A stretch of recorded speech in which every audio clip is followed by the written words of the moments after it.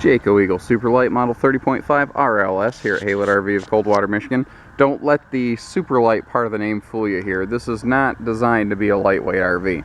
Back when this was built, there was something called the Eagle, which was the really big fifth wheels. Then they had the Eagle Super Lite, which, contrary to the name, was not light, it was just smaller than the Big Eagle. So in-house we always kind of call them Big Eagle, Little Eagle to kind of clear that up. However, you are still getting a very big basement storage space here is what's nice. And this did share a huge set of features with Big Eagle. For instance, the enclosed underbelly and whatnot here, and the way Jayco does their underbelly enclosure, it just holds up long term and better. Long story short, they C-channel in their underbelly enclosure on top of their the lips of the I-beams on their frame. Most manufacturers bolt to the bottom of that. Bolted underbelly enclosures over time tend to sag. Once they sag, they gap. Once they're gap, they're not enclosed. When they're not enclosed, they're just not doing their job anymore. Power front leveling jacks here. We do have a nice little outside utility shower right here for hosing off, say, grandkids, cleaning fish, just doing general campsite maintenance and cleanup and whatnot. We do have rotocast tanks, seamless tanks, so to help keep those flushed out, they do have a black tank flush system built right in here. Not only do you get bigger windows on the sides of this, but they do open for ventilation. This has some really nice cross breeze windows, very bright, welcoming living room.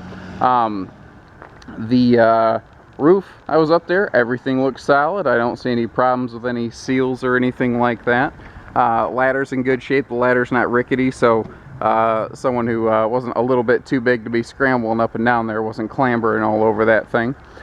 Let's see, what else on the outside here? Oh yeah, the grill. This they have the original RVQ grill still included with it. I'll tell you, they used it a lot. That's a good thing though. That means that they weren't cooking inside their camper and introducing a lot of cooking smells and odors into their camper.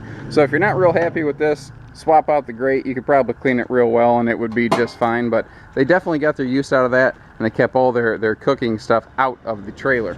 Nice aluminum wheels, and these are on torsion axles, and what's nice, we also have a Moride CRE 3000 rubberide shock dampening suspension. So we have rubber shock dampening axles and suspension, and this is an area right here. Very few manufacturers in this size fifth wheel are willing to put that kind of hardware on your suspension. So this is one of the reasons the RV is still in such good shape, because the shocks and jolts at the road level are dampened before they get translated up into the walls and before they get shoved forward into your vehicle, so you don't get that chucking back and forth when you, like, say, go over railroad tracks or speed bumps or anything like that. Because if you've ever been to a campground, you know that there's not one with a good driveway. There's not one with a good driveway. Even the ones that are paved have speed bumps, you know. This comes in about 8,500 pounds, by the way, so plan vehicles accordingly. And if you are not sure what your vehicle tows, then just give us a call. We can help you figure that out. We got our start years and years ago, about 26, going on 27 years, in the auto business. And we branched out from there and have become Michigan's largest independent RV dealer today. This has Jayco's Dream Dinette system. This is pretty cool. All you have to do, you just unlock this here. When you want it down into a sleeper, you just push. When you want it back up into a dining position, you lift, and then you lock. That's all there is to it. Like I said, bigger windows all over the place, starting over here in the slide, but all the way around through the living room.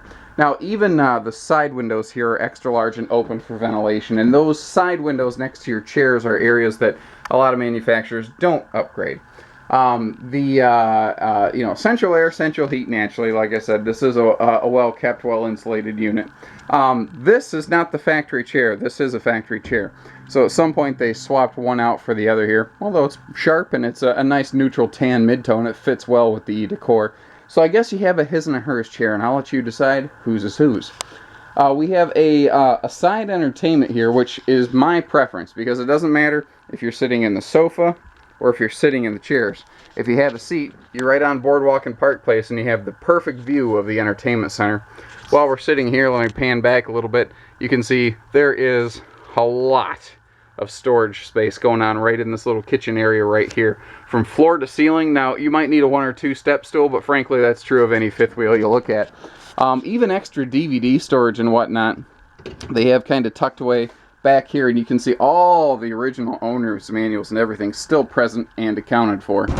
You might notice the little dryer sheets. That is an anti-critter method. Basically, it does the same thing as mothballs. It just doesn't smell like grandma's attic when you're done. Apologies if there's any grandmas with attics watching this video. Huge cabinets here. They're so tall they are triple shelved for maximum possible storage capacity. So you've got 4 full extension drawers here, all plywood box construction. That's why these things are still working so nicely. Even these top drawers tend to be the ones that are overloaded the most. Everything's still in very good working order here. We have an extra pantry. This is actually a double pantry floor plan. Most rear living rooms don't have a whole lot in the way of kitchen storage. This one almost goes the other way to the point that it has an obscene amount of kitchen storage. And, you know, this is a few-year-old RV. We're very familiar with this trailer, by the way. We sold this when it was brand new. This is a one-owner, locally maintained, locally traded RV. So we were very comfortable and familiar with these folks. The bathroom here, you see, has access from both the bedroom and the hallway, and I love this oversized window in the hallway walking up to the bathroom here. Now, another thing this bathroom has going for it, well, several things actually, is a lot of leg room here. So if you're a tall guy like me, and you sit on the stool, you actually have lots of leg room. You don't have to have your legs twisted up under you by any stretch of the imagination. We have a nice standing shower. We don't have a travel trailer tub. And here in the bathroom, we also have a bigger Max Air or Creative Breeze fan, whatever brand name you prefer. One of the things that's always tricky when you go camping is finding a place to put your dirty clothes. And they kind of built that right in here. It's even got this handy little pole tie system. You can pull that bag right out. You know, throw it in the car, hit the laundromat, whatever the preference may be. Now this is an extra large cabinet right here. It goes past my elbow. You really want stuff like this for extra blankets, your beach towels, all the extra big linens that you need to bring with you. Now for privacy at night, obviously, you do still have a nice little sliding pocket door here, so that's not really an issue. We have no step up around the bed, so you can actually walk around this bed. This is an easy make bed. The headboard here, it's a very deep recessed headboard. You see there's outlets on both sides, so folks with your CPAP machines and whatnot, you're going to sleep fine in this camper. You know, you have your normal floor-to-ceiling wardrobes on both sides of the RV. You have great cross-breeze windows here in the bedroom. This is all preset. If you want to add a TV aftermarket, you can do that, no problem. There's a lot of good stuff going on with this one. There's one little thing I spotted. I meant to mention this when we were in the kitchen. I don't hide stuff. I'm brutally honest. Kind of drives my boss nuts, but it's just how I am. And if I was buying an RV, because I'm an RV owner, these are the things I would look for. At one point, they apparently had some ice buildup in the fridge. When the RV went in storage one year, it had leaked out a little bit, and a little bit of excess water from inside the fridge rolled down here, and it hit this wood. There's nothing wrong with it. I mean, it's not spongy by any means. It soaked up enough that it split the paper, the contact paper on top of the wood in a couple spots. That's about it. But, I mean, that's being pretty picky, and that's really the only significant thing I've found on this RV. I'm not, you know, a full-on trained technician. I'm not the guy that runs this through a big multi-point inspection or anything.